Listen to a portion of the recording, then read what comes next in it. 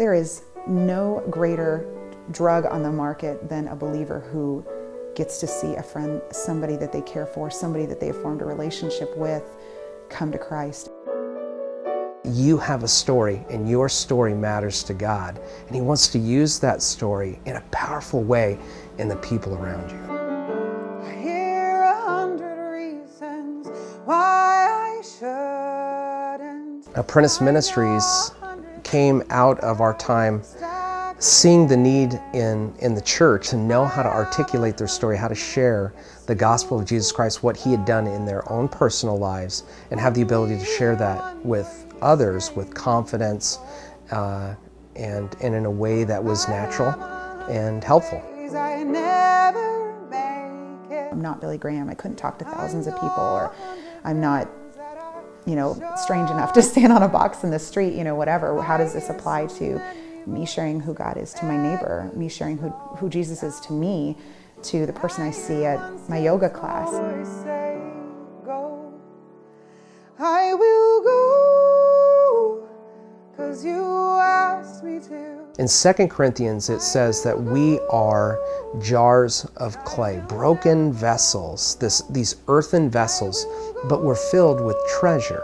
And that treasure comes from God. And when we recognize that the treasure that's within us, the gifting that He's given us, is from Him, we begin to recognize beyond our brokenness that God can use our brokenness because He's such an efficient and majestic God.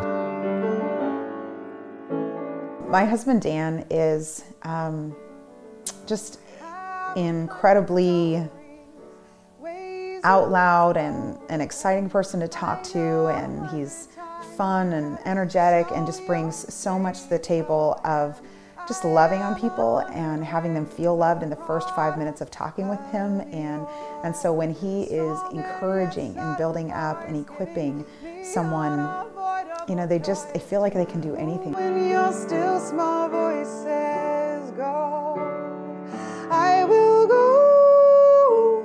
Gretchen comes from a long line of pastors and missionaries known throughout the world, and God has gifted her with this amazing ability to sing and to write music, and all of her music has been birthed out of her devotional life with the Lord. When I go.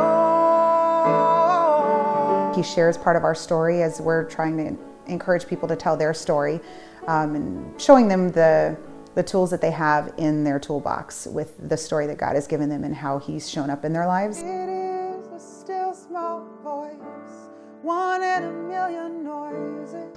And out of milestones, good and bad and ugly in our lives, that she's written these songs. And so working together, we have this ability to share our story in different contexts with different people in order to help them to find their confidence and their gifting in God. One patient, soothing voice, hear Him above the noise. One young man that gave his life to Christ 5 years ago from now on April 29th at Cafe on the Square in Seward, Nebraska. That young man is now pursuing full-time ministry. It's just absolutely amazing how God captured his heart. He just wanted to die. He wanted to commit suicide. And God rescued him through relationships of other students in our youth ministry. Where you lead me, you are with me, and your strength will never fail me when I go. He didn't call us to go make converts. He called us to make disciples. Well, what is making disciples? It's about a relationship with people. And it starts before salvation. We're not called to go out and get people saved and walk away. Get people saved. Even in that phrase, it says that we have something to give them that they need to accept because it's so awesome, and then we just, walk away from them.